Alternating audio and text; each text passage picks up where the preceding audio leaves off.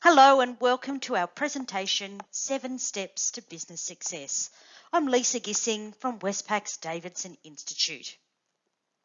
Before we begin, I would like to take a moment to acknowledge the traditional owners of the land in which I'm recording this presentation today, the Wiradjuri people, and pay my respects to elders past and present. I would also like to extend this acknowledgement to the traditional owners in the land in which you're listening today and anybody that identifies as Aboriginal or Torres Strait Islander that is listening.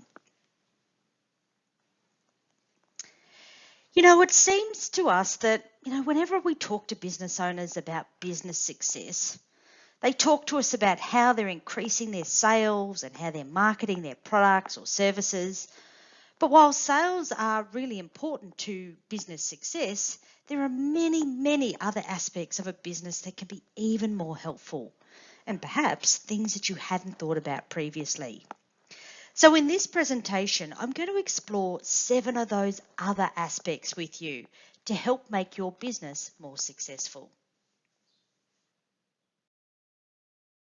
Before we begin, I do need to let you know that the information contained in this presentation is general in nature and does not constitute advice on your own personal situation.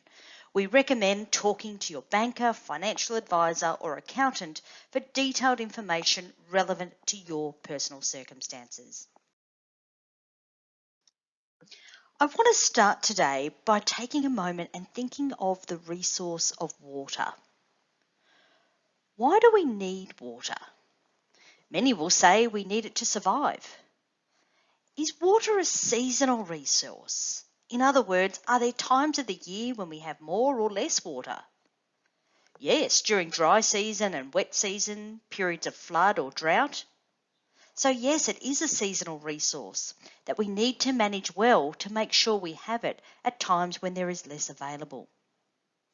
It should also be noted that while this seasonality is often known, sometimes things can also happen unexpectedly. Maybe there's a longer than usual wet or dry season perhaps. Is there any guarantee you will always have the resource? Is it a limited resource? Yes, it is a limited resource, and for this reason it's important to manage it well, understand how much we have available, and make good decisions about how it's used so we don't run out. What if I now said that I think of money like we do water? Why do we need money? Again, many would say we need to survive, pay bills. Is it a seasonal resource? Yes, for many, payday may be considered a flood or wet season, and the day before payday, perhaps the dry season or drought. And again, while this may be expected, other things can also happen that are unexpected. Perhaps an unexpected trip away or medical bill that can influence how much of the money resource we have. And then finally, is money a limited resource? Absolutely. Is money now as valuable as water? Is it just as precious? Do we have to manage our money like we manage water? So, what are the 7 steps to a successful business? The first one is to have a business plan, not just a vision. Once you have a business plan, you need to understand your financial statements and use them to monitor your financial position. Our next step is to understand the relationship between your price, volume and cost, because that's all about profitability. Making a profit is one thing, but you also need to manage your cash flow on a day-to-day basis. One of the major uses of cash in your business is growth. If you are growing your business, do you know how much cash you need to support that growth? Once you know how much cash you need, getting your borrowing structures right is really important too. And finally, don't forget to plan for the end game, transitioning or exiting out of your business. Let's now explore each of these aspects in a little more detail to see how they can help you and your business be more successful. Let's get started with have a plan, not just a vision. There's an old saying which says, fail to plan, plan to fail. I don't think it's actually quite that bad, but I do believe there are many benefits that come from having a business plan. Now, when I'm talking about planning, there are lots of different types of plans. There's great big 200-page documents. There's your plans for the next 3 months. In fact, just your plans for today. Your business plan doesn't need to be huge, but it does need to work for your business and in your business rather than taking up space in the bottom drawer. I know many business owners that have great visions for their business, but I also know the ones that tend to be more successful are those that have a written plan. I can't emphasize enough how important it is to write your plans down. And there are two main reasons to write your plans down. Firstly, it starts to work on your subconscious. If you write your plans down, you're subconsciously committing to achieving your goals and objectives. Secondly, if you've got them written down, you can pull them out every now and again and have a look at them and ask yourself, am I still heading there? Or have I let myself be distracted or pulled off course by other things? But even though writing them down is important, I think it's actually the process of planning that you gain the most benefit out of. Being able to look at the different scenarios and outcomes and deciding which is best for your business and then committing to that course of action gives you the opportunity to really focus on what you want and achieve in the business. Once you've got your business plan in place and have started to implement it, you'll no doubt discover that not everything goes according to plan. That's why it's really important to monitor how you're going. Now, I know that for many business owners, monitoring their financial position means checking their bank balance at the beginning of the day to make sure they've got enough to pay the day's bills. But believe me, there is a whole lot more to it than that. There is a wealth of information for you in your financial statements. If only we knew how to read them and could easily drill down into the story they tell about your business. A good starting point for understanding what your financial reports are telling you is a financial model called the financial operating cycle. So let's have a look at the financial operating cycle because it describes how every business operates financially. When you first go into business, what do? You pull your money together to put it into the business to get it up and running. This is your net worth or equity. This is your money, the owner's money, invested in the business. The owner's money is not always enough to get the business up and running, so you might buy some stock on credit or you might borrow money from a bank. In accounting terms, the borrowed money is called liabilities. I like to call it other people's money. So you have your money in net worth, the other people's money, liabilities. Now what are you going to spend it on? You'll spend it on things perhaps like cash, debtors, stock, plant and equipment, computers, motor vehicles and so on. All the things you need to operate the business, things the accountants call assets. Then what do you do with the assets? You use them to make sales. Of course, once you're making sales, you're going to have a whole series of expenses. If you manage this well and your sales are greater than your expenses, you make a profit. If you make a profit, the tax office wants their share, but at the end of the day, you're left with net profit after tax or NPAT. There are then 3 things that you can do with your profits. Firstly, you can reinvest them in assets to continue to grow the business. You can use them to reduce debt and reduce the risk to the business. Or you can take them home. You can take the profit out of the business to continue to grow your personal wealth. And so the cycle continues. This financial operating cycle is how every business in the world operates. Does not matter how big you are or how small you are. Doesn't matter what industry you are in, they all operate the same way financially. And the key to long-term sustainability is to keep this cycle turning over smoothly and efficiently. Now, those of you more perhaps familiar with those statements may have recognised that along the top here is a picture of our balance sheet, and down the left here is a picture of our income statement, or profit and loss, as you may know it. So when viewed like this, we can start to see that what happens in your balance sheet impacts what happens in your income statement, and vice versa. What happens in your income statement will impact your balance sheet. So now we can see that these two financial statements are intrinsically linked, and that we now have a more holistic picture of the business instead of just concentrating on profits or sales.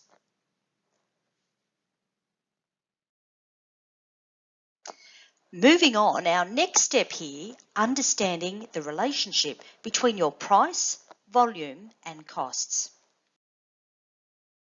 Love looking at this relationship between price, volume and costs, because to us it's all about profitability. So I think it's something every business owner should have a keen interest in.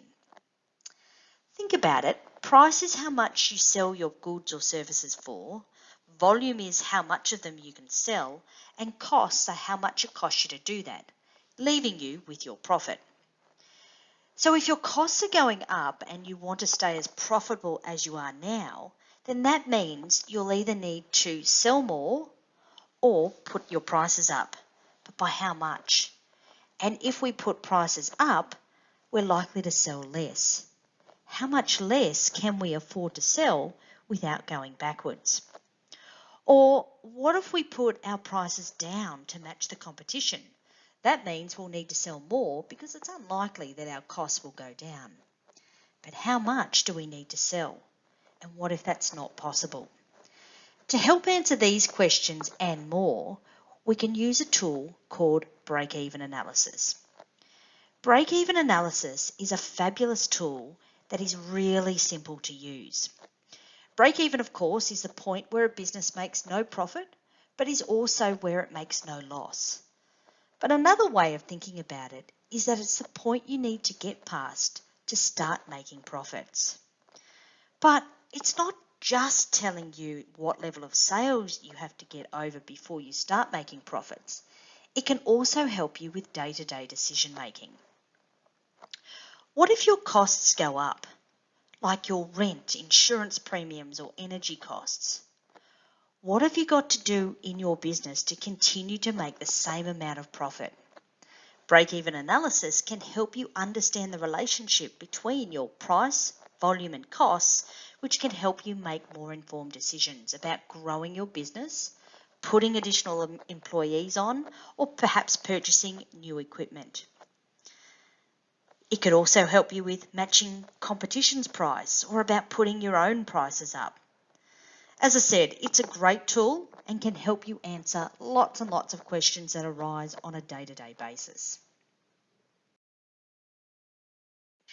Now that we've got profitability under control, the fourth step of successful businesses is to manage cash flow. Because believe me, the two are not the same, and your business needs both to be sustainable in the long run. Somebody once said to us that profit is a matter of opinion. It's something your accountant puts together for you. But cash is real. Cash is the lifeblood of your business. If you run out of cash and you cannot pay your bills, as and when they fall due, you're potentially out of business. Whenever I look at a business, one of the first things I want to understand is how cash flows through the business. A great starting point to understand how cash flows through your business is a model called the working capital cycle. Every business has a working capital cycle, but they're not all the same. I'm going to start out with a generic working capital cycle, and then I'll talk about some variations. You start off with the money or cash sitting in your bank account. Now, your money sitting in your bank account is not doing much for you. You want to use that cash to make profits. To do this, you first need to buy something that you can sell. In this case, you're going to take the cash out of the bank account and go and buy some stock. The stock comes in, you fill up your store or your warehouse, and then you look to sell that stock as quickly as possible, as this is now cash tied up that you cannot use for other purposes. For some of you, when you sell your stock, you get your cash straight away, either as cash or as credit cards. For others, though, you will sell on credit. You issue invoices and end up with things called debtors or accounts receivable. Then you want to collect on those debtors as quickly as possible to complete the cycle, and your dollar comes back to you, hopefully with a little bit of profit too. The reason that we're interested in this cycle is because the strength of your cash flow is all about how long it takes for your dollar to go all the way around the cycle. The faster you turn the cycle, the more cash you will have available to you, allowing you to grow more rapidly, reduce the risk and cost of perhaps using short-term debt, and potentially improving your profitability. Of course, not all businesses are the same. The retailers out there are looking at this and saying, well, I get everything in cash and credit cards. I don't have debtors. And you would be right. Your cycle just goes from cash in the bank to stock and back into cash. That's a little bit simpler. However, the biggest killer of retailers, no matter where you go in the world, is poor management of stock. A bill comes in, I can't pay it because all of my cash is tied up in the stock on the floor. You've got to turn your stock and make sure your cash is working for you. Others of you are saying, well, hang on a second, I'm a service business. I don't have stock. And again, I agree with you. However, you have something that acts a little bit like stock, and it's called work in progress or WIP. Basically, you take on a job from a customer, you do all the work for them, then you send out an invoice. While you're doing all that work and before you can send out the invoice, you have to pay out wages, rent, utilities and so on. This is using up your cash. Then you send an invoice and wait for the customer to pay you, which again is more time before the dollar comes back into the business. Whatever business you're in, you have a working capital cycle. There are, of course, many other variations as well, but it's important to understand how the cash flows through your business so you can find where your cash is hiding and speed up your working capital cycle. This cycle is measured in terms of the number of days it takes to turn. How many days on average does the stock sit on the shelf before you can sell it? How many days on average does it take you to collect your debtors? The turns are days, days are time, and of course, time is money. Turning your working capital cycle faster helps you free up your cash flow. One of the interesting things about cash flow is that when a business grows, it needs more cash, which brings us to our next step, to manage growth. In many cases, the aim of growing a business is to make more profit. And the most common way of doing that is to increase sales. But when you're increasing sales, what do you need more of? You're going to need more customers. And if you have more customers, that means you'll probably need more product or stock to sell them. If they are buying on credit, you're going to have more debtors. You may need more staff, more equipment, and you may need to move into larger premises to give you more space. More sales means you need more resources. This is why more sales quite often means less cash. As your sales go up, your cash goes down. So where does the cash come from to pay for these additional resources? Commonly, there are two sources, either more investment from the owners in the form of net worth or from outside the business in the form of liabilities, which for many businesses means borrowing from the bank. When a business is growing rapidly, you often see the business becoming more reliant on its overdraft or line of credit. But is it the right type of borrowing for the business? Which brings us to step 6, borrowing properly. When it comes to borrowing properly, it's important to remember the cardinal rule. Match the life of the loan to the life of the asset.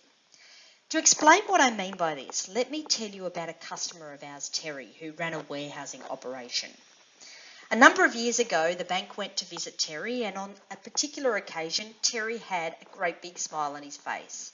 And he said to the bank, come over here and have a look at this. I just bought a brand new forklift. I paid cash for it and I got a great discount. The bank said to Terry, that's great, lucky you had the cash to put aside to take advantage of the discount. There was a problem though. The following Wednesday comes around, it's about 4 o'clock in the afternoon, and the bank gets a call from Terry. Terry says, I've got a problem. I've got to pay my people tomorrow and I don't have the cash. Can I increase my overdraft limit? What Terry had done was he had broken the cardinal rule. He had taken short-term cash he needed for his day-to-day operations and used it to buy a forklift, a long-term asset. Long-term assets add little bits of profit improvement over a long period of time. They're generally not used to generate short-term cash flow. Now, I'm not saying don't use your own cash to buy equipment, but make sure you don't need that cash for anything else in the meantime. Instead of using your own cash, consider whether borrowing might be a better option, where you can match the repayments with how fast the cash comes back from the use of the long-term asset.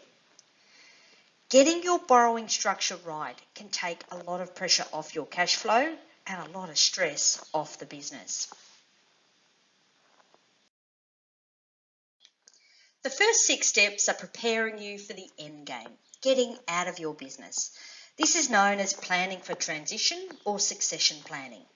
And this is all about extracting the value you've created in your business.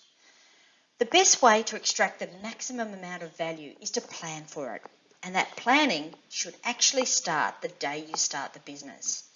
But sadly, many people leave it too late and are disappointed with the end result.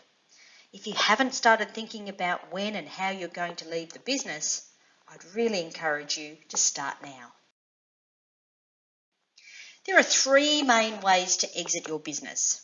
You can close it down, you can sell it, or you can pass it on to family or management. There are other combinations, but these are the 3 main ways out. Of these 3, which do you think will take the least amount of planning? If you said close your business down, I would agree with you. You go into the office or shop and put a close sign on the door and hey presto, you're out of business. Now, it may still take you some time to exit yourself from your contracts and so on, but it does not require a lot of planning. My next question is, of these 3, which one will usually give you the least value for your business? Trust me, it is again closing it down. If you simply close your business down, it's as if you're saying all that time, effort and money you put into building up a customer base, building up a successful, profitable business was worth nothing. However, if your business is truly profitable, it has what is called goodwill. But to realise the goodwill, you have to plan to sell or pass the business on. So close it, sell it or pass it on, whichever you choose, will have an impact on how you run your business on a day-to-day basis and what planning you need to put into place. Now, if you do decide to close your business down, of course, it's not quite as simple as closing the front door. You have obligations to staff, customers and suppliers. But as we said, this exit strategy requires the least planning, but may also result in the least value. Now, on the other hand, if you're going to sell the business, this takes considerable more planning. The better you plan, the more value you're likely able to extract. The first step here is to think about who is going to buy your business. Is it likely to be a bigger corporate? Is it likely to be an investor? Will it be a competitor? Are they likely to want to run the business themselves and so on? Once you've settled on who the most likely buyer will be, then you set about making the business as attractive as possible for that buyer. Of course, a key thing here is demonstrating profitability and ongoing viability. Do you have future contracts that are going to provide ongoing sales? Is there a market for your product or service in the future? Do you have documented systems and procedures that someone else can pick up and run the business with? There is a considerable amount of planning that goes into selling your business. If you're thinking about passing the business on to family or management, then this often takes the most planning and may be the most difficult. Again, the first step is to think about who. Who wants the business? My children? My management team? If you're passing on to family, you'll need to consider things such as, will ownership and management be handed over at the same time? How do you ensure that they have the skills to run the business and the finances to buy you out when the time comes? Similarly, if you decide to pass it on to management, presumably they will have the skills, but how are they going to find the money to buy it from you? There's plenty of planning involved, but it's definitely worth the effort to ensure that you extract the value you've worked so hard to build. As I said, if you haven't already, start thinking about it now. Of course, things will change over time, which is a good reason to review it every couple of years and make any necessary adjustments, so that all is in readiness when it comes the time to make that break. These are our 7 steps to business success. A successful business isn't just about more sales. Have your plan, monitor your financial position, understand that relationship between your price, volume and costs, manage your cash flow and growth, borrow well, and plan for how you're going to exit your business. By taking these 7 steps with your business, you'll go a long way to making it more successful. In closing, let me thank you for viewing our 7 Steps to Business Success presentation. We trust you found this information useful and relevant, and I encourage you to check out the other webinars and resources on the Davidson Institute website to help build your financial confidence.